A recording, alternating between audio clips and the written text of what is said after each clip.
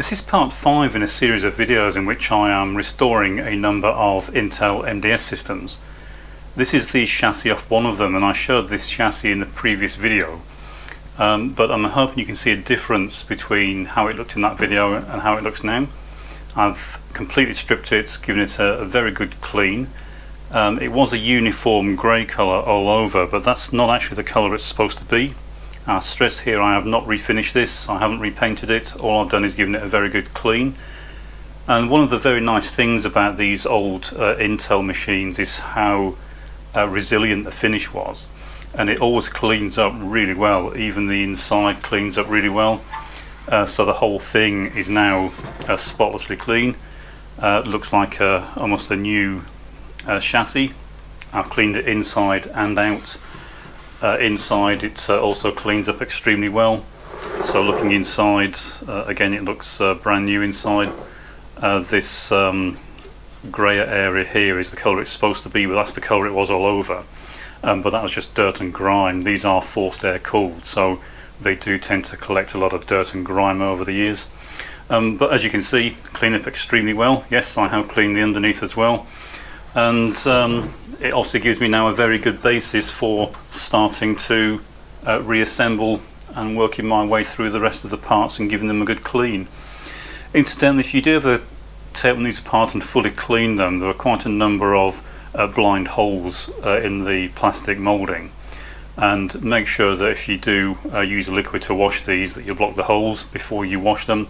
If you don't, you can end up with liquid in the hole, and when you then subsequently put a screw in, it can split the plastic.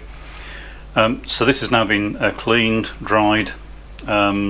Next step is to look for any minor repairs that may be needed. These are actually made in 3 parts, and this top piece is actually a separate part of the moulding. And here on this particular one, you can see it's separated in this corner. So there's a loose piece here. It should be bonded along this line, so I'll rebond that. It needs to be done, because otherwise what can happen is when boards are pushed in, if they're not pushed in square, this piece can crack. So I'll rebond that. The rest of this particular chassis looks perfect. There's no other marks or dings or scratches on it at all. So as I say, I'll use this as the starting point to reassemble the first unit. I do have a number of these, and I'll do the same with all of them. I'll give them all a good clean, keyboards, floppy drives, everything, and then as I start to reassemble them, we should end up with what looks like a brand new machine. While we're talking about the various parts and cleaning, I mentioned in a previous video about an issue with the connectors on the motherboard.